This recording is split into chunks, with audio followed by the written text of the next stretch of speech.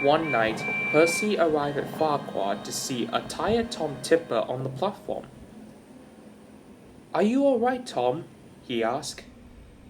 "No," sighed Tom. "Postmaster decided to make some late night timetables for the mail runs, so I had to make my deliveries far later than normal. I haven't slept for the past couple of days because of this." "Oh dear," thought Percy, as he watched an exhausted Tom help the workman to load the sacks into his van before driving off. "I wish I could help him," sighed Percy, but he didn't know how.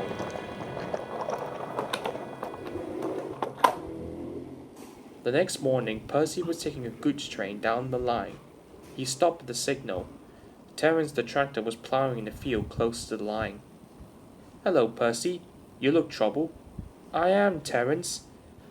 Tom Tipper was really tired with these new mail run timetables, and I want to help him, but how?" "Well, I think something is bound to help him eventually. I suggest letting things take its course until the time is right, Percy." Percy wasn't sure on the tractor's words, but said nothing as he puffed away. As Percy dropped off his loads at the goods station, he saw Toby coming down the line. Maybe he could help. He might have some words of wisdom. Toby pulled up alongside, and Percy told him about Tom. "I think you need to let it take its course," interrupted Percy. "Terence already said that." "Well, he's right, you know that," replied Toby. "If you stop halfway through, no one will know what to do in the future." "I suppose so," said Percy, coming around with the idea. "But I still feel a bit unsure if it's the right thing to do."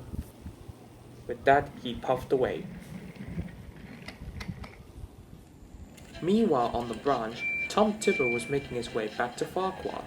It had been a long day, and he was looking forward to going home. But due to him not getting any sleep, he started to doze off. Up ahead was a crossing. The gates were about to close. Tom, who fell asleep, went onto the crossing and stopped in the middle just as the gates began to close. Tom was unaware of the danger coming down the line. Percy was taking a milk train, but he was still thinking about Tom. "Don't worry, he'll be fine," said his driver. "What's that?" cried Percy. There he could see it was Tom Tipper's van. His driver applied the brakes, but it was too late.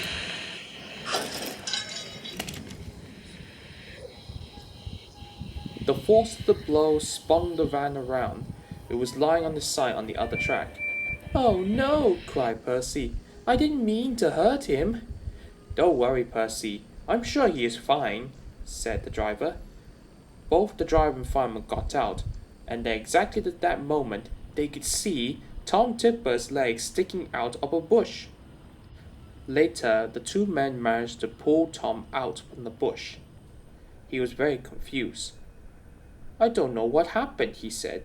"I was just making my way home and then I just fell asleep at the wheel. Then the next thing I knew, I'd end up in the crossing. So I got out to get a telephone box, and then the next thing I knew, I landed headfirst into a bush when I heard a loud crash."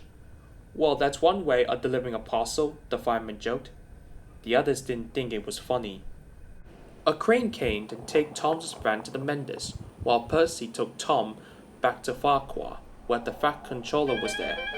"Well, Tom," he said, "I heard all about what happened, so I called your postmaster about it, and I'm pleased to say you'll be given a 2 weeks holiday."